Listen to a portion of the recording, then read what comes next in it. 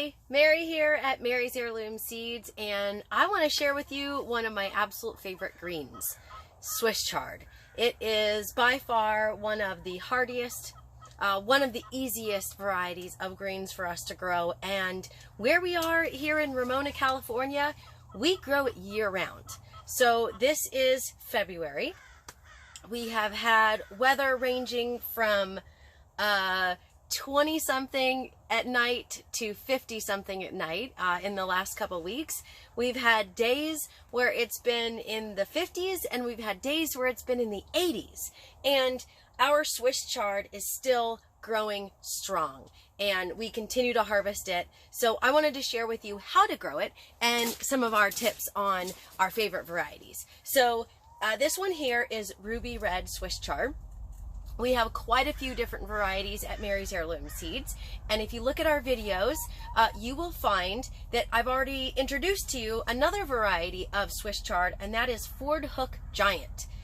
It became kind of famous on our Facebook page when I posted a picture of it, and it was taller than I am. I'm 5'3"-ish, so that means that was a really tall Swiss chard, and the only reason it got that large was because I was saving seeds from it. So what happens is, let's get started from the beginning. So a Swiss chard seed is fairly large as far as some of the root crop and lettuce varieties go. It looks just like a beet seed, which is why I mentioned root crops. It's a funny little lumpy seed, and you're going to want to plant your seeds about twice the diameter of the actual seed. You're going to want to plant that much deeper. About 1/4 of an inch to 1/2 an inch deep is just fine. You want to keep it watered. Now, it really depends on where you are and when you're going to plant it, or how long you can have them growing. So because we don't get snow here, we don't have to worry about our Swiss chard dying. It doesn't really, I'm looking around here, and there's no spots on here that have been damaged from the frost. So you can pretty much plant indoors if you do have a frost or you do have snow. You can plant Swiss chard up to 6 weeks before your last frost date, depending on where you are and if you have a frost date. If you are in a warmer climate like Florida, it would be a great fall crop. You can grow it throughout the entire winter, and in some cases, if you plant it in a shadier area in Florida where it gets really hot, you can probably grow it year-round. Rainbow Swiss chard is another really awesome variety. Rainbow Swiss chard, you get 1 pack of seeds, and multiple varieties of Swiss chard will grow. Multiple varieties of colors of Swiss chards will grow from a single pack. Like I said, this one is called Ruby Red Swiss chard.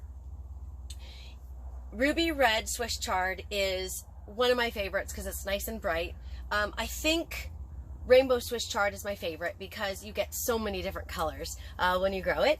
But if you are looking for something that is very low maintenance, Swiss chard is one of the best for low maintenance crops. It doesn't require a lot of water, just regular watering. I'm looking here, the soil's a little dry, so I will want to water it. This is growing in our greenhouse. I'm going to share some on the other side that's growing outside. And water it a few times a week depending on where you're at. And I'm gonna harvest some here. So you can actually just cut it, or you can twist it, or you can tear it off. I don't have my scissors with me today. I totally forgot them. So I'm just going to break it off. And it's that simple. Now I wanted to share with you one of them over here that has a couple bites out of it. And that's totally okay. It's got a little bite out of it. That's all right. We don't mind sharing with the bugs. But I don't have any major issues. I don't have any pests on here. I don't have any powdery mildew. I don't have a large amount of issues when I grow Swiss chard. So Swiss chard is definitely one of our favorites to grow. It smells really nice. You can eat it raw. You can cook it up. I've got just the simplest recipes that I use are probably, I chop it up, I saute it in olive oil, and I add some salt, pepper, onions, garlic. You can add any kind of greens really to it. Lately I've been doing a lot of broccoli leaves. I know that might sound crazy, but I have this giant broccoli over here, and the leaves are definitely edible. So there's a lot of different ways you can cook it up. These are giant leaves.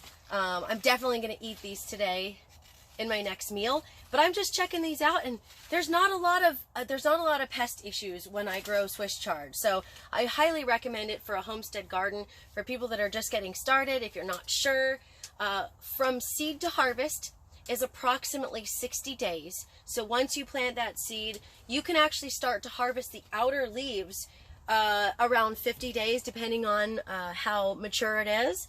And I have grown Swiss chard and continued to harvest the same Swiss chard for about a year. So as far as a thrifty garden goes, or growing on a budget, Swiss chard is definitely an option for those of you that want to just cut and come again for lettuce. Swiss chard is super hardy.